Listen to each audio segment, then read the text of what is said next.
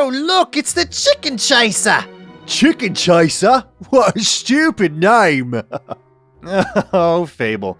It's a game you either love or you hate. And if you're watching this video right now, you probably loved it. Fable's had a bit of a history, a bit of a strange history. And of course, without Peter Molyneux himself, none of this strange history would exist. I remember distinctly in either junior high or high school, one of my best friends was really hyped up about this game. He read like everything in Game Informer, he watched interviews that he could get his hands on. And this is what you do when you're developing a game. You always have to have little surprises up your sleeve, is the idea of multiplayer, cooperative play. And if you know anything about Peter Molyneux, which I would hope you do by now, it's that he has a track record of completely overhyping games, Sean Murray style, and failing to deliver on everything that he promised. I remember my friend telling me about burying an acorn, and then over the course of the game, you get to watch that acorn grow into a tree. But the thing I most remember him telling me about was when you and your character decide to open a door, you don't just like push the door open and you go inside. No, your character reaches for that doorknob and physically turns it to open the door like you would in real life. And I know that sounds stupid, but you have to remember how long ago Fable came out. Of course, none of this came to pass. And if I remember correctly, my friend was pretty disillusioned by Fable at that time, considering all the promises that Peter Molyneux gave and how many of them didn't actually make it into the final game. But it turns out that Fable was still a good game at the end of it all, so it's okay. Fable 2 followed suit, and it was alright. There were some missteps here and there, especially when you take into account the ending, which was kind of trash. And then Fable 3 was just a whole different beast altogether. And then there was this weird, like, Connect game? Be wary. There may be more of these creatures nearby. If we spare even a single one, it will alert our pursuers. Where, I guess you were on a cart and you shot your crossbow at things and that was the game or something? I don't really know much about it. But you know what, that was just a spin-off anyway. After this, what you would expect was Fable 4, right? I mean, surely they've learned a lot from Fable 3, and they got their little side gig out of the way with that weird Connect game. So let's go ahead and make Fable... Oh wait, they're not making Fable 4.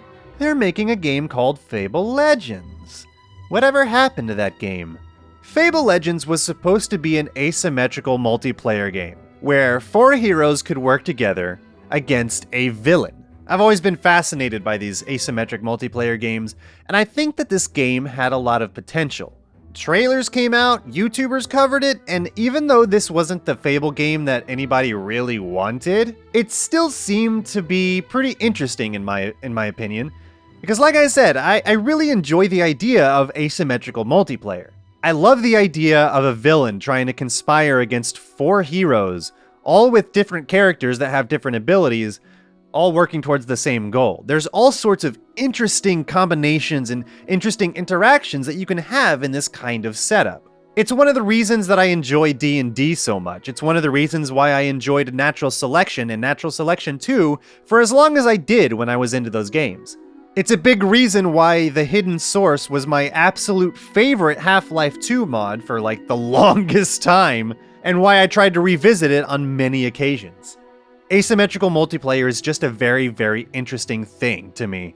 So when I first heard about Fable Legends, and the fact that you could play a villain or you could play a hero in the same game, trying to work against each other, like, I was totally into it. By the way, in the background of this video, there will be some actual gameplay from Fable Legends. At least I think an early beta or an early alpha version of it that was under NDA at the time. But a YouTube user named GoCRaiden decided to upload a bunch of videos with the gameplay, so we can see what this game actually was. There will be snippets of it in the background, but if you want to watch more of the gameplay, I suggest you go over to his channel. There will be links in the description below. Anyway, even though I was totally into the idea of Fable Legends, it doesn't seem like the studio really wanted anything to do with it. Now, by the time Fable Legends was actually in development, Peter Molyneux had long since been gone from Lionhead Studios. I don't remember the exact circumstances, but it doesn't really matter anyway, so let's move on. Peter Molyneux wasn't there anymore, and by now Lionhead Studios had established itself as a pretty solid game development studio, with franchises like Black and White and Fable under its belt to push it into popularity. And at this point, it seems like the studio wanted to make Fable 4. But they were owned by Microsoft by this point, and Microsoft, as big publishers do, tend to think that they know the gaming market better than gamers and developers do themselves. I think what might have happened is when Fable Legends was conceived, free-to-play games were on the rise and starting to make a lot of money. And with a franchise as successful as Fable was, and a universe and a setting as rich as Fable's was, I guess it seemed like a no-brainer to Microsoft to say, hey, let's take Albion and put it in a pseudo-MMO experience and turn that into a free-to-play online game. Unfortunately, I think this might be where they went wrong. When it comes to gaming, there's few things that worry me more than hearing that a AAA publisher is going to go free-to-play or are going to include microtransactions in their games. And I guess that's a worry that's cropped up in the past few years especially, 2017 and the year of the loot box being on the forefront of my mind. But often these microtransactions don't really seem to be very worthwhile, as far as dollar to content ratio goes. In fact, there's even a picture floating around that showed how you could buy in-game currency with real cash. And of course there was that whole best offer sticker on one of them. Because of course there is. Apparently what you would have been able to do is either buy heroes with real money or play on a free rotation as if the game were a MOBA like League of Legends or Smite. You would have progression on the characters that you had unlocked, and if it went out of rotation, when it came back into rotation, you would still have the progression on that character. Honestly, I don't know how that would have worked in practice. It seems like you would be forced to do a lot of repeat content just with new characters, and I think it was supposed to be a sort of RPG experience. And I don't think there are a whole lot of action RPGs with the kind of replayability that would warrant playing through a lot of different characters in the way that Fable Legends wants you to, even if there's a villain trying to orchestrate things against you. From what I could tell in the gameplay, things looked like they might have gotten pretty stale pretty quickly. And I think that's what a lot of the developers that were working on Fable Legends were thinking themselves too. In an article on Polygon, they say, a source familiar with the project told Eurogamer that Lionhead knew internally that the game wasn't incredibly fun and lacked features that a free-to-play game should have. Of course, we've heard this excuse before. The game's not fun, so let's cancel it. But I have to wonder, what made the game not fun? Asymmetrical multiplayer is an exciting thing. It's a feature that I don't see often enough in video games, and a feature that I would love to see more of. So I was kind of upset whenever Fable Legends was canceled. But if it wasn't fun, then I guess it wasn't fun. And just because it's not fun now doesn't mean that they can make it fun in the future. It could just be that whatever they were working on, they just couldn't find a way to make it replayable over a long period of time like it would require being a free-to-play game. But what if it wasn't free-to-play? What if it was just buy-to-play? And they just created a neat little experience around the main gimmick of having a few heroes against a villain. What if they just took that idea and focused the crap out of it? Sure, it wouldn't be Fable like you know Fable, where you can make choices about your hero and change the world, so to speak, but it would be a pretty interesting game in its own right, and I'm pretty sad that this game never came to fruition. Unfortunately for everyone involved, they wanted to make Fable 4 instead, but they were forced to make Fable Legends. And then after Microsoft spent $75 million on the game and its development, they decided to just axe it, shut down Lionhead, and then just hold on to the Fable franchise until who knows when.